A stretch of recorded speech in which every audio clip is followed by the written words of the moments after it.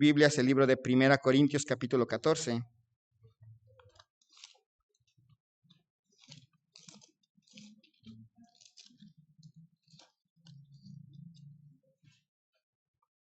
Primera Corintios capítulo 14, versículo 33 y versículo 40.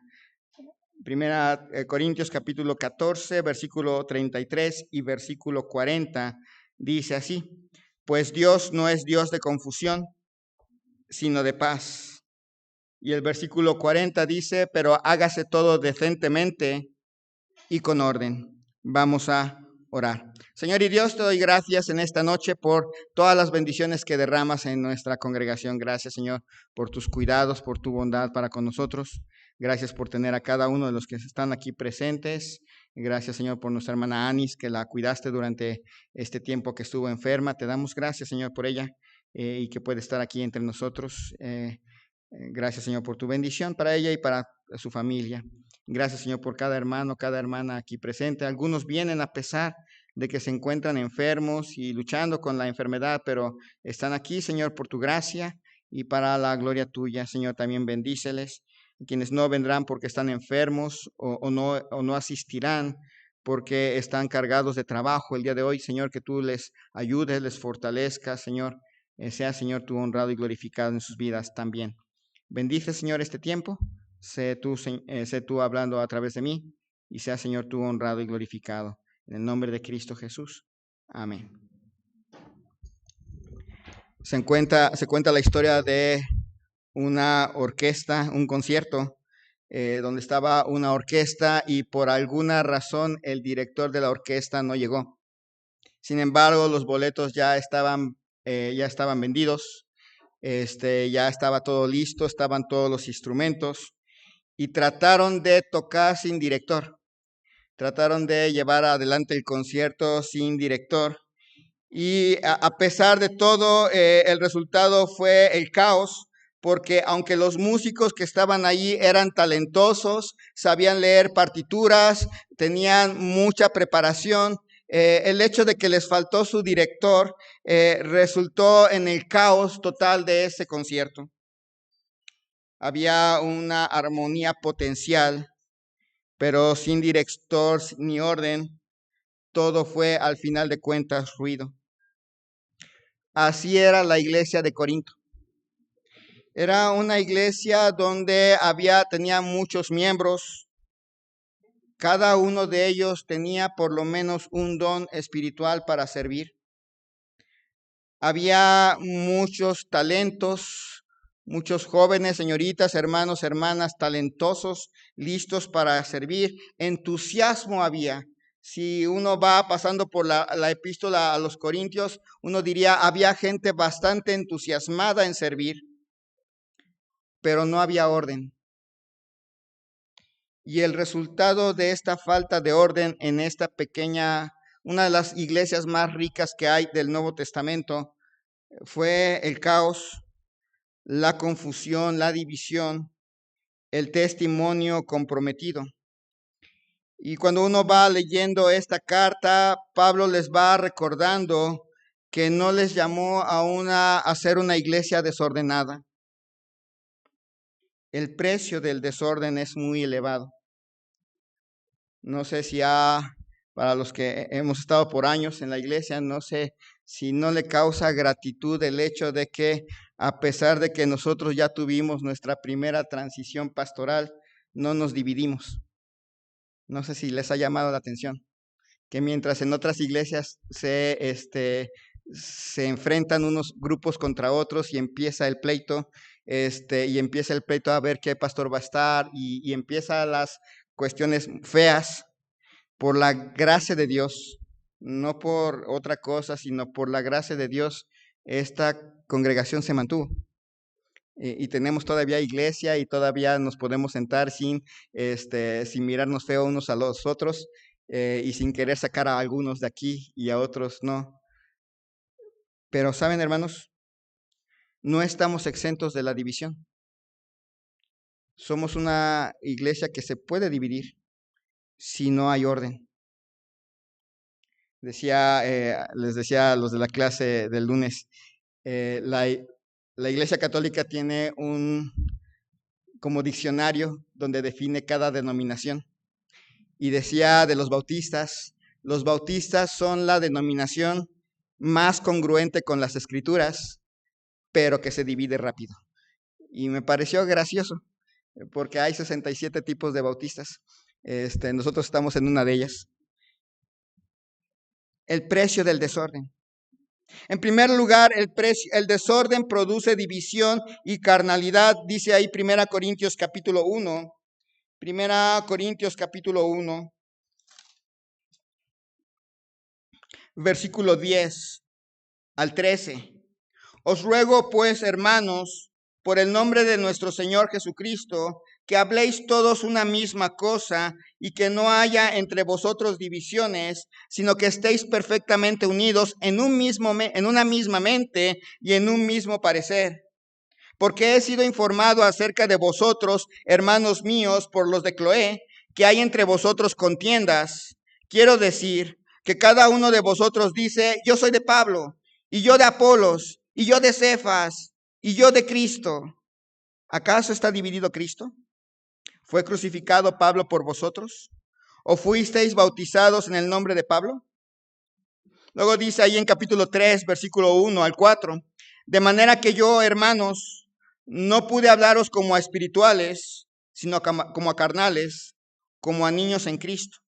Os di a beber leche y no vianda, porque aún no erais capaces, ni sois capaces todavía, porque aún sois carnales, pues habiendo entre vosotros celos, contiendas y disensiones, ¿no sois carnales y andáis como hombres? Porque diciendo el uno, yo ciertamente soy de Pablo, y el otro, yo soy de Apolos, ¿no sois carnales? Cuando no hay orden en una iglesia, se produce la división y la carnalidad. Cuando no hay orden en una iglesia, el orgullo y la inmadurez espiritual llevan a creyentes a identificarse con personalidades dentro de la iglesia y no con nuestro Señor Jesucristo. Es muy curioso que empieza a decir que unos empiezan a decir, yo soy, bueno, dice, he sido informado por los de Cloé, que por cierto, aunque no lo menciona, los de Cloé fueron los chismosos. Ahí le fueron con Pablo, ¿y qué crees, Pablo? Allá en Corinto pasa esto, pero eran los del partido de Cloé los que dijeron, allá hay unos que dicen, y pone como ejemplo, yo soy de Pablo, yo soy de Apolos, yo de Cefas, grandes líderes, pero simplemente hombres. Había un partido espiritual, yo soy de Cristo. Uno dirá, este era el mejor partido porque era el que se identificaba con Cristo. No, era el partido que decía que se hacía como que era el muy espiritual y se surtía a los otros. Pero al final de cuentas todos se dividían. La falta de orden en una iglesia puede conducir al desorden doctrinal y al desorden relacional y dividir en lugar de unir. La invitación aquí es que hablemos todos una misma cosa, que no haya entre nosotros divisiones, sino que estéis perfectamente unidos en una misma mente y en un mismo parecer. ¿Se acuerdan que vimos hace unos meses la misión de la iglesia? Extender.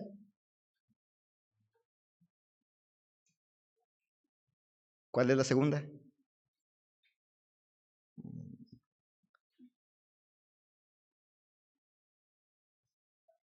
Incorporar. Y luego, discipular. La meta, la misión de la iglesia, esa es la misión no nada más de el pastor, es la misión que nos deja la palabra de Dios para toda la iglesia. Y piensen en una iglesia donde todos estamos pensando en que esa es nuestra misión.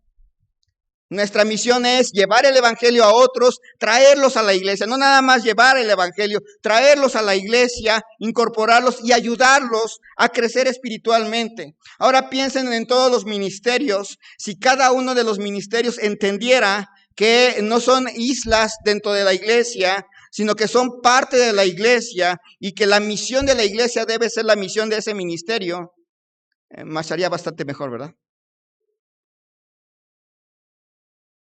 Cuando hay desorden, la división está a la puerta. La falta de orden lleva a la inmadurez. Dice en el capítulo 3, de manera que yo, hermanos, no pude hablaros como espirituales, sino como a carnales, como a niños en Cristo. Os di a beber leche y no vianda, porque aún no eras capaces, ni sois capaces todavía. En la época antigua, y de hecho eso creo que parece, he entendido que parece ser que eso sería lo normal. El tiempo para tomar leche, llega un momento en que ya no debemos de tomar tanta leche, pero seguimos queriendo leche y por eso después me parece que los que tenemos intolerancia a las lactosas somos los más normales, porque ya no deberíamos de tomar leche. La leche es para los bebés. Y ahí están los bebés, y en la antigüedad los bebés tomaban leche, pero conforme pasaba la época de lo que era el bebé, hasta tenían su ceremonia para que ya quitarles la leche y que empezaran a comer alimento sólido. Esta es una iglesia que el próximo año, si Dios lo permite, va a cumplir 40 años. Sería trágico que fuéramos una iglesia que todavía añoráramos eso, la leche y no alimento más sólido. Las bases siempre. Hermano, ¿por qué ya no nos habla de si es bueno usar arete o no es bueno para las mujeres, si es bueno pintarse el cabello, si es bueno ¿Por qué ahora vemos libros? Bueno, es que estábamos sentando las bases en el pasado. Y fueron buenas bases. Pero es tiempo de pasar también y empezar a caminar hacia el alimento sólido. Pero cuando no hay reglas claras, cuando no hay orden, hay inmadurez. ¿Y cómo se ve la inmadurez? Porque aún sois carnales, pues habiendo entre vosotros celos, contiendas y disensiones. ¿Cuál es la característica de un niño? Los niños hacen mucho ruido, ensucian todo y rompen todo. Nadie deja a un niño en la sección de cristalería de un súper, ¿verdad? Los que son papás y tienen a sus niños chiquitos, aunque los tengan bien educados, no los pondrían cerca de la cristalería porque ¿qué va a pasar? Se van a endeudar, o sea, van a romper las cosas. ¿Cómo se puede ver que en una iglesia hay gente que añora la leche, que sigue inmadura porque es celosa? Ve que otro hermano empieza a participar y le entran celos y vamos a tirarlo. Eso es inmadurez. Aunque ya lleve años en la iglesia. Celos, contiendas. Ahí está peleando por cualquier cosa. Disensiones. Ese es el más feo. Estar ahí abajito del agua tratando de hacer cosas. Eso es inmadurez.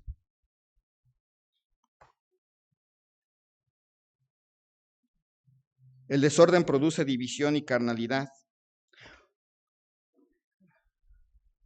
Una de las cosas que les pasan a los hogares modernos es que a veces el liderazgo se rompe. Cuando el liderazgo en una casa no es claro, el papá no pone reglas claras, la mamá no sigue las reglas, apoyando a su esposo en esas reglas claras. Nadie sabe, los niños no saben quién manda en la casa, si ellos, la abuela o los papás. Ese hogar se deshace, se fractura. Lo decía una persona en el mundo, los niños necesitan reglas claras. Que papá saber que papá hace esto, que mamá este es su rol, que estas son las reglas si hay desobediencia, estas son las reglas si hay obediencia, todo ese tipo de cosas los niños lo necesitan. Cuando un hogar crece sin liderazgo, la situación, la casa se debilita. La iglesia necesita madurez espiritual para mantener la unidad. Y el orden comienza con reconocer que hay una cabeza en esta iglesia. ¿Quién es? Si dicen que soy yo, les doy coscorrón. Cristo es la cabeza. Él es la cabeza y ahí nos deja en las escrituras cómo debemos ser. Hacia Él vamos. La meta es ser como Cristo. Esa es la meta y eso implica mucha disciplina y mucho sacrificio. Cuando en una iglesia entra el desorden, es la oportunidad de personas carismáticas dentro de la iglesia, pero carentes de espiritualidad, que hablan bonito, que tienen muchas habilidades para envolver a las personas, pero que no están siguiendo a Cristo. Por eso les decía, hermanos, nosotros agradecemos a Dios por su gracia que hizo que en nuestra iglesia no se dividiera. Fue Dios, ni siquiera fui yo. Fue nuestro Señor Jesucristo. Pero no estamos exentos. Podemos fracturarnos en cualquier momento si no reconocemos el orden establecido por Dios. Cristo es la cabeza. A Él somos responsables de lo que hacemos en esta iglesia. A Él es al que seguimos. Y las cosas se hacen a su manera y la deja aquí en las Escrituras, en su modo y a su tiempo, no a nuestro modo y a nuestros tiempos. El desorden produce división y carnalidad. El desorden en la adoración confunde y escandaliza. Dice ahí 1 Corintios capítulo 11. 1 Corintios capítulo 11.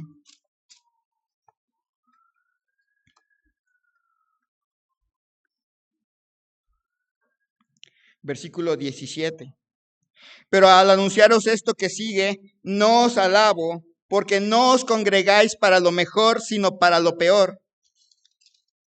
Pues en primer lugar, cuando os reunís como iglesia, oigo que hay entre vosotros, ¿qué cosa? Divisiones, y en parte lo creo, porque es preciso que entre vosotros haya disensiones para que se hagan manifiestos entre vosotros los que son aprobados.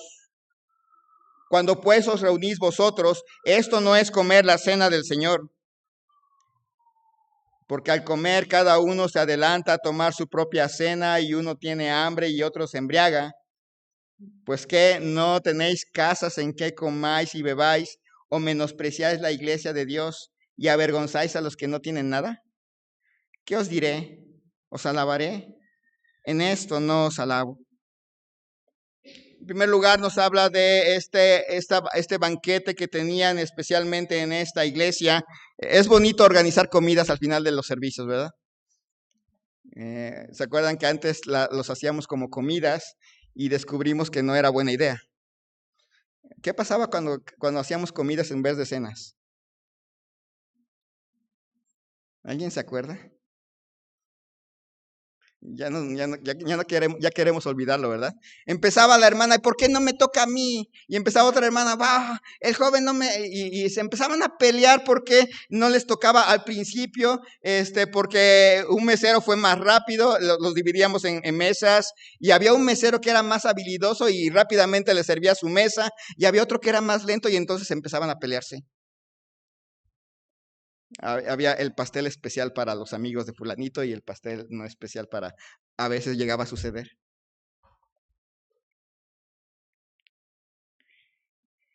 La iglesia de Corinto en el desorden, tenía falta de discernimiento espiritual. No podían ver que la congregación, que el venir a congregarse era algo realmente especial. No sé si se han puesto a pensar que un día Cristo va a venir por nosotros y vamos a estar todos juntos. Decía un amigo, imagínense que decidiera Cristo atarnos por 1000 años, nada más para ver cómo vamos a estar allá. Claro que va a estar bonito, ¿verdad? Amén. Ya no está el pecado, ya no hay celos, ya no hay contiendas, ya no hay disensiones, y ahí vamos a estar juntos alabando al Señor. Pero este es un ensayo de lo que vamos a hacer en el Señor. No sé si sabían. La cena del Señor es un ensayo de las cenas de la boda del Cordero. El cantar aquí juntos es un ensayo de lo que vamos a estar haciendo hacia el Señor por toda la eternidad. Es precioso que venimos a ensayar. Cada domingo y cada miércoles venimos a ensayar.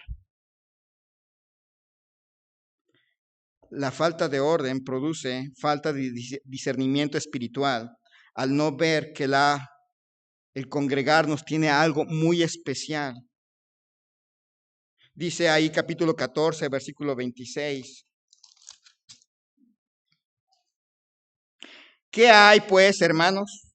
Cuando os reunís, cada uno de vosotros tiene salmo, tiene doctrina, tiene lengua, tiene revelación, tiene interpretación. Hágase todo para edificación. Si habla alguno en lengua extraña, sea esto por dos o a los más tres, y por turno y uno interprete. Y si no hay intérprete, calle en la iglesia y hable para sí mismo y para Dios.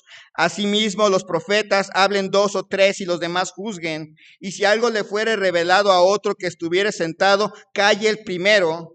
Porque no podéis profetizar todos uno por uno, porque podéis profetizar todos uno por uno, para que todos aprendan y todos sean exhortados. Y los espíritus de los profetas están sujetos a los profetas, pues Dios no es Dios de confusión, sino de paz. Imagínense el caos de esta iglesia. Todos querían predicar al mismo tiempo. Todos querían cantar, todos querían hacer esto, todos querían, y todos al mismo tiempo. Es que mi palabra es tan válida como la del otro, y empezaba el desorden y el desastre. Imagínense, en esta iglesia había una actitud de protagonismo inmenso.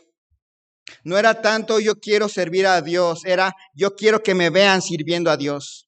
Quiero que me observen, quiero que me miren, quiero que digan, este es el mejor predicador. Vamos a hacer una encuesta de a ver quién es el mejor predicador y a los mejores predicadores y vamos a ver y vamos a votar y darles like. Esa era la actitud de estos hermanos. No era tanto yo quiero servir y honrar a Dios, es que quiero que la gente diga aplauso, quiero que la gente diga mi ministerio es el mejor del planeta. Esa era la actitud de ellos. Cuando no hay orden en una iglesia, se lleva a actitudes de falta de discernimiento espiritual, de lo que radica la importancia del culto. Lleva a actitudes de protagonismo inimaginables. Imagínense un culto donde todos quieren predicar o cantar o hablar al mismo tiempo. Nadie podría aprender. Y llegase una persona nueva y nos vieran peleándonos por el púlpito. Es que ahora me toca a mí. Es que estaba leyendo de un predicador que allá en el siglo XIX, que oía, estaba predicando y había personas hablando allá atrás, en la parte de atrás, hasta que se enojó y bajó y ya regresó. Y como les venía diciendo, y siguió. ¿Qué haría la gente inconversa? Cuando el día en que el Señor en cierta manera obró en mi corazón para levantarme de mi casa y venir a una iglesia, yo tenía un folleto de esta iglesia, pero al lado derecho, como 2 o 3 cuadras, había una iglesia pentecostal. No digo que, bueno, no era necesariamente pentecostal, pero yo sabía que ahí gritaban y bailaban y hacían un desorden. Doy gracias a Dios que llegué a esta.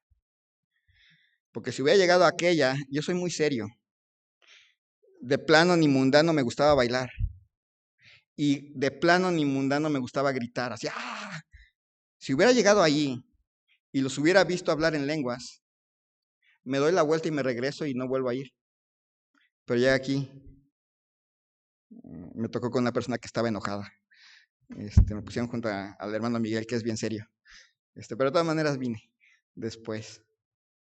Pero notan lo importante que es que haya orden en la adoración. La adoración debe edificar, los ministerios son hechos para edificar, no para impresionar. El culto debe reflejar el carácter santo y ordenado de Dios.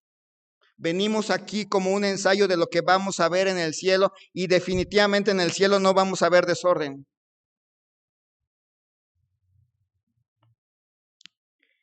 Cuando en una iglesia entra el desorden, es la oportunidad para personas que quieren hacer cosas para que los vean, aunque ellos espiritualmente estén mal. Hermanos, hemos sorteado a lo largo de todos estos años, y yo creo que muchísimos años, a lo largo de 40 años, hemos sorteado divisiones. No nos hemos dividido por la gracia de Dios.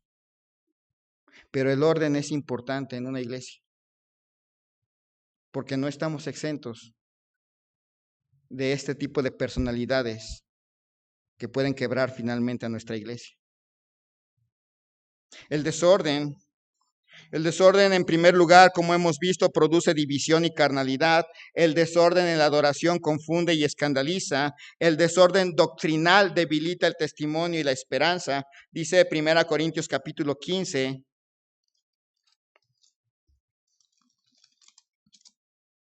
Versículos 12 al 19.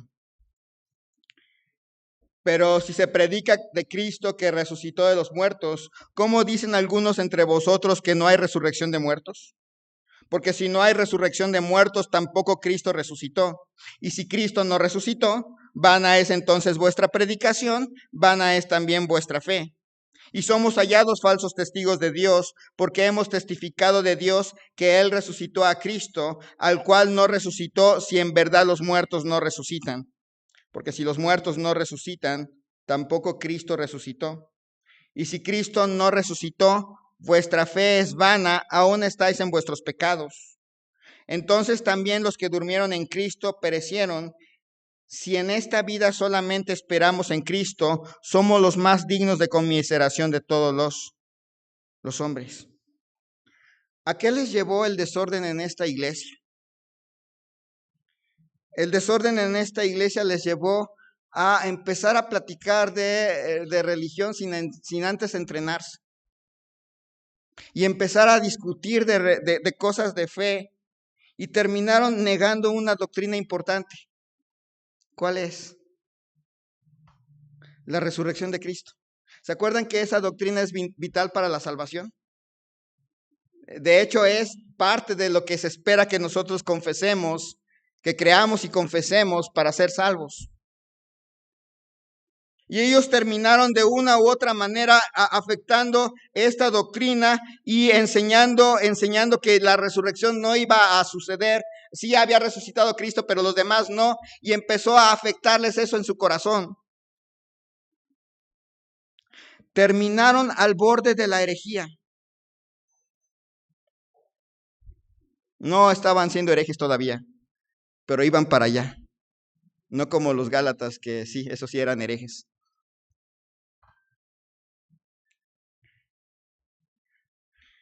Terminaron llegando a las conclusiones lógicas de sus malos pensamientos y casi niegan la fe.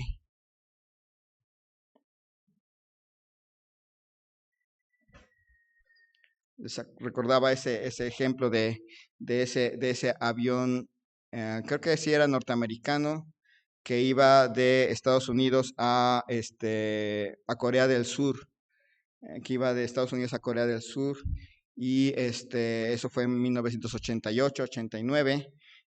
Algunos no habían nacido, otros ya estaban grandes. Y va el avión, todavía existe la Unión Soviética en aquel entonces, y va el avión surcando bueno, en el aire, y de repente llegan dos cazas soviéticos y lo derriban. Y se convierte en una gran tragedia, y en verdad fue una gran tragedia. Y con el tiempo, al hacer los estudios de lo que pasó, el piloto había desconectado, el piloto sin querer no puso el piloto automático al inicio del vuelo, y cuando empieza el vuelo se desvían 5 grados. No era mucho, 0.5 grados, perdón. No era una gran desviación del vuelo, pero eso a la larga hizo que ese vuelo pasara exactamente arriba de una zona de exclusión soviética, arriba de ella. Y lo malo de los soviéticos es que no avisaron, oye, estás en un lugar equivocado, simplemente fueron y derribaron el avión. Pero ¿qué fue lo que llevó a esta enorme y terrible tragedia? Una desviación pequeña. 1.5 grados que conforme va avanzando el vuelo se va convirtiendo en kilómetros. Cuando una iglesia entra en desorden y cada quien quiere tener la doctrina que le gusta, agarra la doctrina del internet, agarra la de Google, agarra la de YouTube, agarra la de tales predicadores, luego la de tales, y luego aquí no hay un orden exacto. Pensamos que la doctrina puede ser manejada a criterio de cada quien, especialmente tal vez digamos en las fundamentales vamos a llegar al mismo acuerdo. Pero empezamos a tener diferencias en las doctrinas generales y de repente ya tenemos diferencias en otras cosas. Tarde o temprano esta iglesia se va a dividir. Tarde o temprano. Porque cuando no hay orden doctrinal en una iglesia, es la oportunidad para que personas enseñen cosas a su criterio personal, para tener gloria personal y no para edificar a la iglesia en realidad. Gracias a Dios hemos tenido la misma doctrina fundamental por décadas y la seguimos teniendo. Recuerden, eso es algo muy importante. Podemos cambiar de pastor, pero no de doctrina fundamental. Esa tiene que permanecer siempre, porque es la que está en las escrituras y es fundamental para la salvación. Pero debemos tener cuidado con aquellos que se introducen pensando que no hay verdades absolutas, que la verdad es relativa. No, la verdad no es relativa, la verdad es Cristo y Cristo no es relativo.